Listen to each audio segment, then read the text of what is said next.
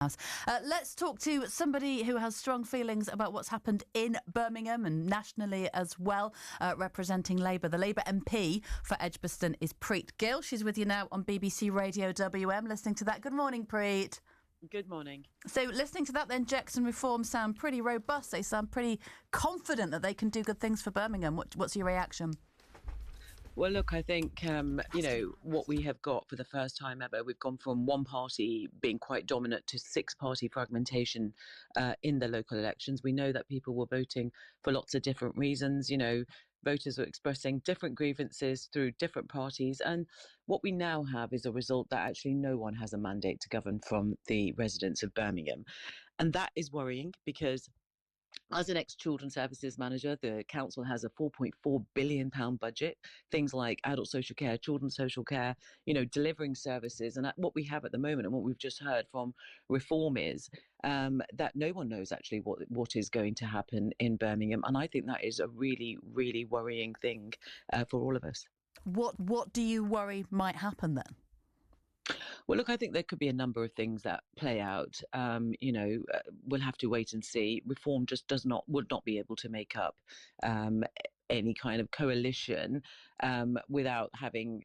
I think that what they've said about the Conservatives, they're not minded to form a coalition with them. So it'd be really interesting to see how they think they may want to run the council, especially if the other parties take on more of a scrutiny function. They can govern as a minority, for example.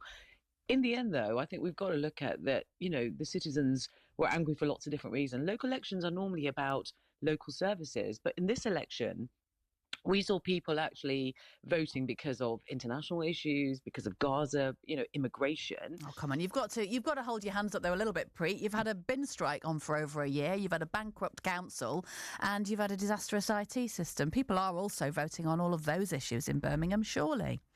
Yeah, you're absolutely right. And I don't defend that for one bit.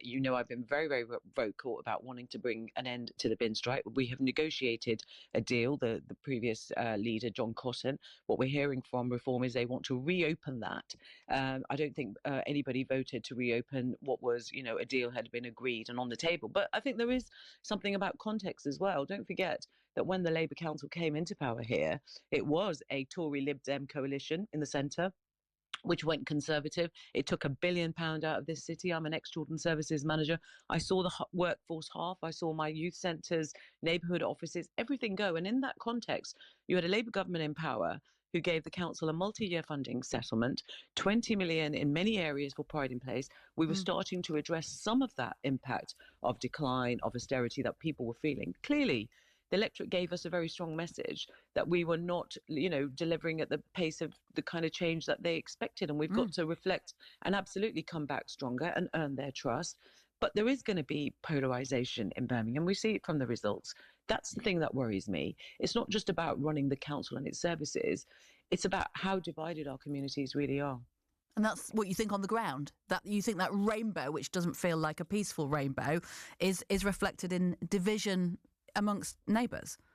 I think there are parties that are seeking to cause division because some of them are standing on one issues. This is not about, people's anger towards the Labour Party. This is about, how we pay our taxes and what are they used for and how we make sure that we have the local services that people want.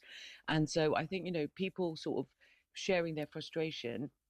I get that. What we've ended up in a situation in Birmingham is that nobody has the mandate to govern, but actually everybody has the mandate to veto everything. And that is going to be chaotic when you have a budget with 4.4 billion and you've got statutory services that you're going to have to deliver, like adult social care, children's services, education, and so much more. I think all of the parties need to get together and figure out what they're going to do and how we're going to make sure services are delivered for people in Birmingham. And before you go, Preet, what about the Prime Minister? Is he going to survive the week? Look, I think, what concerns me is that you've got to have political courage when you're in politics. Things are not always easy. We know incumbency means a loss of seats, but it's not just that.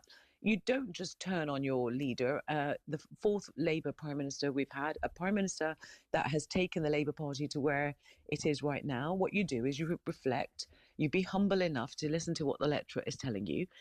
And you come back much stronger and you respond to those issues, some of those issues that I've been speaking about, right?